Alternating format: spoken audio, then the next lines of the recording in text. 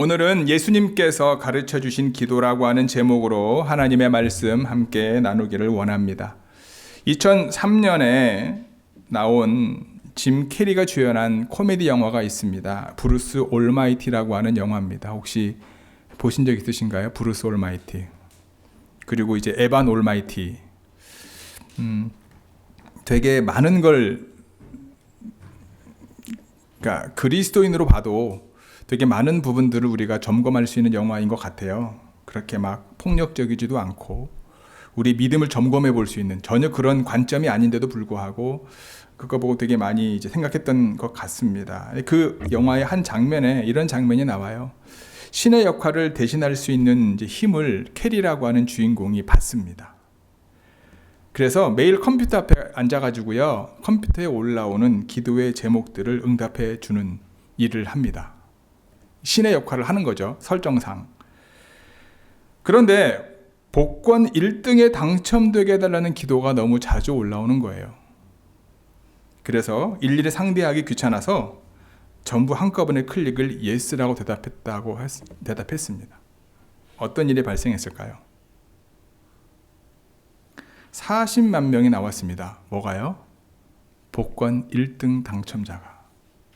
그래서 1등 당첨 금액이 얼마였을까요? 17달러였다고 합니다. 난리 났죠, 영화 상에서. 가상적 코미디이긴 하지만 여러분, 많은 것들을 드러내는 어떤 현상이지 않을까. 그리스도인이 되어서도 현실적인 대박 행운을 바라며 또 그렇게 해달라고 하나님께 기도하는 경우가 있지 않습니까? 그들 전부가 진실한 의미의 그리스도인은 아니라 할지라도 하나님을 믿고 그에게 기도한다는 면에서 또 완전 불신자는 또 아니잖아요. 결국 사람들은 기도를 자기가 원하는 것을 신의 능력을 동원해 이루는 수단으로 생각하는 경우가 의외로 많습니다. 심지어 그리스도인들에게도 마찬가지죠. 목사도 예외 아닙니다. 마찬가지. 우리는 이 영화와 아까 그 내용과 과연 아무 상관없이 자신 있다고 말할 수 있을까? 하나님의 거룩한 뜻을 삶에 드러내는 일, 이 일이 우리가 가지고 있는 인간 본성과는요, 끈질기게 다른 방향을 가는 것 같아요. 엄연한 성경적 진리임에도 우리를 잘 알고 있지만 내가 원하는 일과 상관이 없으면요, 내 마음을 두려워하지 않고요, 그쪽으로 쳐다보고 싶지도 않은 것이 우리의 마음입니다. 자기가 믿고 싶은 대로 믿거나 잘못인 줄 알면서도 그의 적절한 핑계를 늘 준비하는 것이 우리의 모습일 때가 참 많다라는 거예요. 지금 저는요, 단순히 복권 당첨을 위해 기도해서는 안 됩니다, 여러분들이 원하는 기도를 하면 안 됩니다 라고 말하는 것이 아닙니다. 어느 정도 신앙의 연륜을 가지고 있는 사람은 여러분, 기도할 때 내가 원하는 것보다 하나님의 뜻을 먼저 구해야 함을 잘 알고 있어요. 그런데 그것은 어디까지나 남에게 해당되는 기도의 원리일 때가 많습니다. 그래서 그런 기도를 하는 사람이 있거나 또한 그런 그런 기도 제목을 가지고 얘기하는 사람들이 있으면 그럼 안 된다고, 하나님의 뜻을 먼저 구해야 된다고 이렇게 얘기하는 경우가 여러분 있잖아요. 근데 그것이 남에게 적용이 되는데 나는 내가 원하는 기도를 들어주기를 원하는 우리의 모습을 발견할 때가 너무나 많다라는 거죠. 이와 같은 오해 또는 오용되는 것이 그 이유가 무엇일까? 우리가 성경에서 보면 오늘 말씀 속에서도 그렇지만 예수님께서 가르침에도 무엇이든지 기도하면 응답하신다, 이게 복음서에 나와 있지 않습니까? 그렇죠? 그런데 그 앞뒷말은 딱 싹둑 잘라버리고 그 내용만, 내가 듣고 싶어하는, 내가 원하는 내용만 기억하고 그걸 붙잡고 살아가는 우리의 모습을 또한 발견할 때가 있습니다. 그래서 오늘은요, 우리의 기도 생활을 점검하고 주어진 본문을 통해서 예수님께서 가르쳐 주신 기도를 다시 한번 살펴보고 우리의 기도의 자세와 기도의 생활을 점검하는 시간을 갖기를 원합니다. 개인 기도를 마치신 예수님께 제자 한 명이 나옵니다. 그리고 예수님께 말씀합니다. 요청합니다. 기도를 가르쳐 주십시오. 그 제자 요청에 예수님께서 이렇게 말씀하시 기도할 때 이렇게 하라 라고 말씀하시면서 오늘 본문이 시작됩니다. 우리 2절부터 4절까지 한번 읽어볼까요? 다시 한번 우리가 아는 말씀이지만 시작. 예수께서 이르시되 너희는 기도할 때 이렇게 하라. 아버지여 이름이 거룩히 여김을 받으시오며 나라가 임하시오며 우리에게 날마다 일용할 양식을 주시옵고 우리가 우리에게 죄 지은 모든 사람을 용서하오니 우리 죄도 사하여 주시옵고 우리를 시험에 들게 하지 마시옵소서 하라. 아멘. 우리가 마태복음에 나와 있는 것과 조금 내용이 좀 축약되긴 했지만 여러분 2, 3, 4절을 읽으면서도 빠뜨리고 하는 게 있지 않나요? 예수님께서 가르쳐 주신 기도는 크게 네 가지로 볼 수 있죠. 첫째는 하나님의 뜻대로 되기를 원하는 기도. 두 번째는 필요한 것을 구하는 기도. 세 번째는 회개의 기도. 네 번째는 삶의 모든 것을 맡기는 기도. 그렇죠? 우리가 기도할 때 주님을 부르는 이유는요. 우리의 기도의 대상이 하나님이심을 분명히 하는 겁니다. 여호와 하나님이심을 분명히 하는 겁니다. 독생자 예수 그리스도 우리 이 땅에 보내신 그 하나님이심을 분명히 하기 때문에 여호와의 이름을 반드시 불러야 합니다.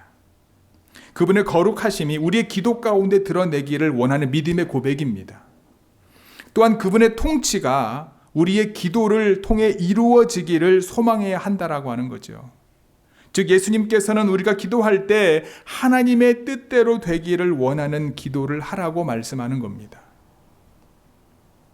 그것이 첫 번째예요. 두 번째는 예수님께서는 우리에게 필요한 것을 구하는 기도를 가르쳐 주셨어요.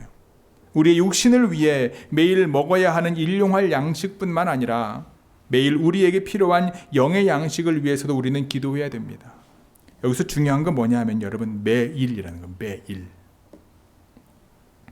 즉 오늘 기도했기 때문에 내일은 쉬어도 되는 것도 아니고요. 주일날 기도했기 때문에 그 힘으로 일주일을 사는 것도 아닙니다. 이스라엘 백성들이 광야에서 만나를 매일 그날에 필요한 것을 아침에 얻듯이 우리도 매일 그날에 필요한 것을 하나님께 구하라는 거예요. 여러분 매일 필요한 것을 하나님 앞에 구하십니까? 아니면 그냥 일어나고 주어지니까 그냥 하루를 살아가십니까? 점검해 봐야 되는 거예요. 옛날 노래지만 그 찬양 있지 않습니까? 복음성가. 오늘 집을 나서기 전 기도했나요? 오늘 바들은총 위에 호소했나요? 기도는 우리의 양식, 기쁨으로 인도하리. 그렇죠? 우리는 모두 예수님처럼 너그러운 마음을 가지고 있지 않아요. 그래서 우리는요, 예수님께서 회개의 기도를 가르쳐 주셨습니다. 기도할 때마다 회개의 기도를 해야 되는 거예요. 예수님께서 십자가에서 죽으심으로 우리의 모든 죄는 용서받았습니다. 하지만 우리가 기도할 때마다 회개 기도를 해야 하는 이유는요, 우리에게 죄 지은 사람을 용서해 주는 삶이 바탕이 되어야 하기 때문에 그렇습니다. 우리는 모두 하나님처럼 긍휼과 자비가 풍성하지 않아요. 그래서 이 땅에 사는 동안 우리 주변에 있는 사람들을 용서하기 쉽지 않은 상황을 만날 때가 많습니다. 때로는요, 도저히 그 사람을 용납하지 못할 때가 있어요. 나랑 안 맞는 사람들이 있잖아요. 나에게 상처를 주고 나를 힘들게 하는 사람들을 보지 않으면 된다고 생각할 때가 많아요. 이것이 우리의 모습입니다. 하지만 우리는 하나님을 피할 수가 없습니다. 에덴 동산의 아담처럼 중요한 부위를 가리고 나무 뒤에 숨었다고 하나님을 피할 수 있는 것이 아닙니다.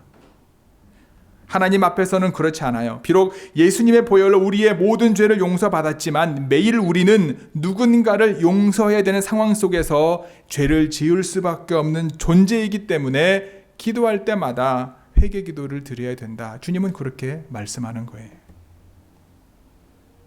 예수님께서 가르쳐 주신 기도는 네 번째, 삶의 모든 것을 맡기는 기도입니다. 우리는 언제 시험에 드나요? 우리는 믿음이 떨어질 때 시험에 듭니다. 그렇죠? 하나님의 은혜가 떨어질 때 시험에 듭니다. 마귀는요, 우리의 믿음과 은혜가 떨어지는 상황을 만들어서 우리를 시험에 들게 만듭니다. 마귀는요, 우리의 믿음과 은혜를 떨어지게 하기 위하여 수단과 방법을 가리지 않습니다. 하지만 아무리 마귀가 괴계를 가지고 우리를 시험에 빠지게 하려고 할지라도 하나님께서 우리의 삶의 주관자이심을 우리가 믿는다면 우리는 시험에 빠지지 않게 될 것입니다. 오히려 마귀의 계획을 통해서 우리의 믿음이 더욱 굳건하게 될 것임을 기억하시기 바랍니다. 좋은 교회 성도 여러분, 하나님의 뜻이 여러분들의 삶 가운데 이루어지기를 원하는 기도, 우리에게 필요한 것을 매일 구하는 기도, 그리고 늘 우리 연약함을 고백하는 회개의 기도뿐만 아니라 우리의 삶의 주관자가 하나님이심을 고백하는 그 기도 가운데 항상 나아가시는 좋은 교회 모든 성도 여러분들이 되시기를 바랍니다.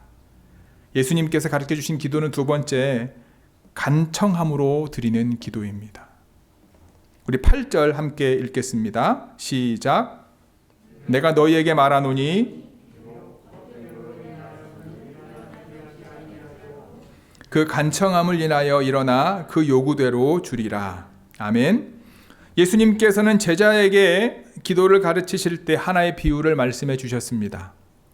그것은 밤중에 찾아온 친구의 비유입니다. 이 비유에서 어느 날 밤 예상치 못한 공경에 처하게 됩니다. 한 사람이 등장하게 되지요. 예수님 시대 유대인들은요, 자신들을 방문한 친구를 대접하는 일이 아주 중요했습니다. 자신에게 가장 좋은 것을 대접해야 되는 것이 그들에게 주어진 문화입니다. 어찌 보면 아브라함 때부터 아브라함도 부지불식간에 천사를 접대했던 것처럼 누구든지 갑작스럽게 찾아온 친구들에 대해서, 손님에 대해서 극진히 대접하고자 하는 믿음과 그리고 그러한 삶의 배경이 분명히 있습니다. 그런데 이 친구가 갑자기 친구가 왔는데 이 사람이 친구가 왔는데 그에게 대접할 게 없는 거잖아요. 그래서 또 다른 동네 친구에게 떡 세 덩이만 빌려달라고 하는 내용. 그런데 그 본문에서, 우리가 읽은 본문에서 비록 친구임에도 불구하고 줄 수 없지만 그 친구의 간청함으로 주지 않겠냐라고 주님이 말씀하시죠. 오늘 본문은요, 저는 친구의 관계보다 간청함에 좀 더 주님이 집중하고 있지 않나. 예수님께서는 친구 관계도 중요하지만 간청함의 무게를 더 두고 있다는 거예요. 여기서 등장하는 간청함 하면 우리는 간청함 하면 떠오르는 게 그냥 줄 때까지 그냥 계속 이제 문 두들기는 거라고 생각하잖아요. 그런데 이 원어의 뜻이요, 여러분, 부정어를 의미하는 단어하고 부끄러움이 없음이라고 하는 단어가 합쳐진 의미입니다. 무슨 얘기냐면 이 간청함의 원어적인 의미가 뭐냐면요, 수치를 피하기 위함, 부끄러움을 당하지 않기 위함, 체면을 잃어버리지 않게 하기 위한 그런 뜻인 거예요.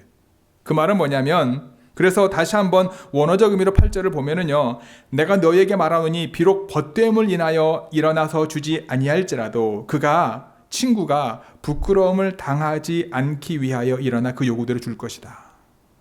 좀 더 쉽게 다시 한번 말씀을 드리면, 소중하고 당연한 친구 사이라 해도 귀찮아서 떡을 안 내올 수 있을지는 모르겠지만, 그러나 그 친구가 수치를 당치 않기 위해서 절대로 그런 일이 있을 수가 없는 것이다. 그거 너희들도 알지 않냐?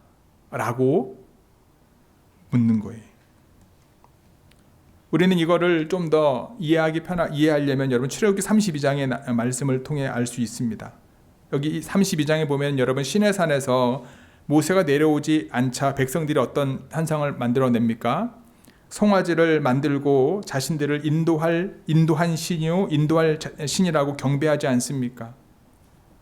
하나님께서는 모세에게 그 백성을 멸하시겠다고 말씀하시죠. 이때 모세는 하나님께 어떤 기도를 드립니까? 출애굽기 32장 11절 13절 말씀인데 함께 읽어볼까요? 시작.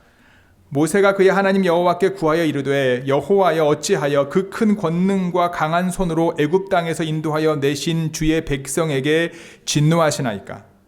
어찌하여 애굽 사람들이 이르기를 여호와가 자기의 백성을 산에서 죽이고 지면에서 진멸하라는 악한 의도로 인도해 내었다고 말하게 하시려 하나이까? 주의 맹렬한 노를 그치시고 뜻을 돌이키사 주의 백성에게 이 화를 내리지 마옵소서. 주의 종 아브라함과 이삭과 이스라엘을 기억하소서. 주께서 그들을 위하여 주를 가리켜 맹세하여 이르기를 내가 너희의 자손을 하늘의 별처럼 많게 하시고 내가 허락한 이 온 땅을 너희의 자손에게 주어 영원한 기업이 되게 하리라 하셨나이다. 아멘. 영어 성경에 보면 여러분 이 간청함을 뭘로 표현하냐면 여러분 boldness라고요. boldness. 담대함. 간절함이 아니라 담대함이라고 표현해요. 당당한 거예요. 지금 이 친구가 옆 친구한테 가서 떡 3덩이를 구하는데 여러분 어떻게 사정해가지고 줄 때까지 하는 게 아니고요. 당당하게 친구에게 요청하는 거예요. 모세가 하나님이 우상을 만드는 이스라엘 백성들을 진멸하겠다고 했더니 모세가 뭐라는 거예요? 하나님 진멸하면 어떻게 합니까? 하나님이 이끌어낸 하나님의 백성이지 않습니까? 하나님이 책임져 줘야지. 오히려 당당하게 모세가 하나님께 요구하는, 기도하는 거예요. 그 기도가 예수님이 우리에게 가르쳐 주신 기도다라는 거예요. 이게 좀 오버하면 누구죠? 작년인가 한번 그 목사님 중에 한 분이 나와가지고 이상한 얘기 하셔가지고 하나님은 뭐 내 발 아래에 있다라고 얘기했던 분이 한 분 계시죠? 그렇게까지 갈 수는 있어요. 이게 좀 더 나가면. 왜냐하면 나는 아무것도 아닌데 하나님 앞에 당당하게 구하라는 거 아닙니까? 거기까지 나가면 안 되지만 예수님이 우리에게 말씀하시는 기도가 뭐냐 하면 당당하게 기도하라는 거예요. 왜? 우리가 기도한 하나님과 우리와 어떤 관계이기 때문에 그렇습니까? 우리의 하나님이시고 그는 우리의 하나님이시고 우리는 그의 백성이기 때문에. 그분은 우리의 아버지시고 우리는 그분의 자녀이기 때문에. 여러분들의 자녀들이 여러분들에게 당당합니까? 당당하지 않습니까? 우리 대학생 자녀를 두신 부모님들, 우리 준용이, 그리고 우리 루쿠, 여러분 앤디, 엄마 아빠 앞에 당당하지 않아요? 등록금 달라고, 용돈 달라고 요구하는 게 막 어떻게 이걸 어떻게 미안해, 엄마 아빠 죄송해가지고 막 일어나요? 아니면은 전화 띡 걸어서 엄마 돈 필요해? 아니면은 전화할 때 언제 전화하죠? 평상시엔 전화 안 하고, 그렇죠? 아닌가요? 우리 애만 그런가요? 기도가, 예수님이 말씀하시는 기도가 간청함이 뭐냐면 그 의미인 거예요. 그냥 절절매가지고 어떻게든 달라, 이게 아니라 당당하게 기도하고 요구하라는 거. 왜? 하나님은 나의 하나님이시고 나는 하나님의 백성이고 하나님은 내 아버지시고 나는 하나님의 아들, 딸이기 때문에. 뿐만 아니라 우리가 부끄러움과 수치를 당하지 않기 위하여 하나님이 나를 도와주지 않으면 안 되는 거예요.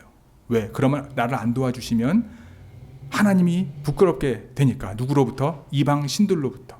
모세가 그렇게 당당하게 기도할 수 있는, 하나님이 구해낸 백성 아닙니까? 이들이 다 망하면 애굽 사람들은 뭐라고 말하겠습니까? 라고 얘기하는 거예요. 그 의미인 거예요.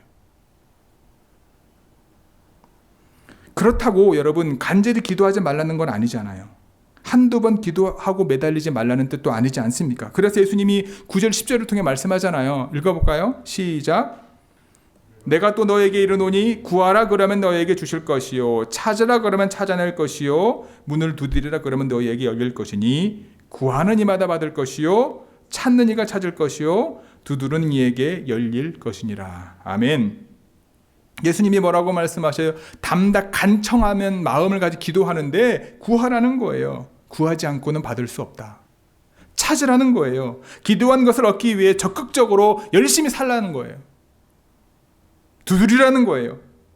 기도를, 문을 두드리는 것에 비유한 것은요, 랍비들의 가르침에서 찾아볼 수 있는데 이것은 기도의 인내와 끈기입니다. 열어줄 때까지 기도하라는 거예요. 우리는 항상 기도하고 낙심하지 말아야 됩니다. 때때로 우리는 우리의 정욕을 위해 기도해가지고요, 우리가 원하는 응답을 받지 못할 때도 있습니다.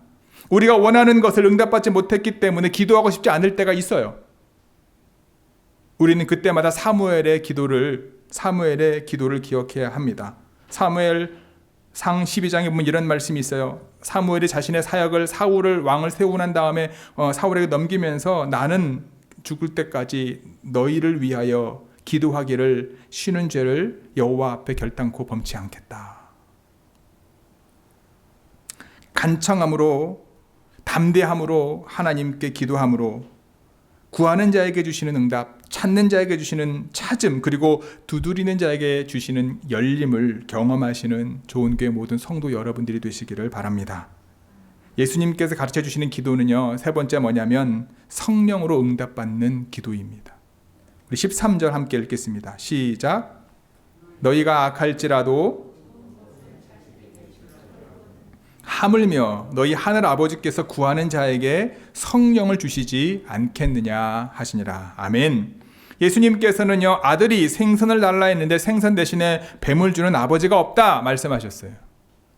알을 달라고 하는데 전갈을 줄 아버지도 없다라고 말씀하셔요.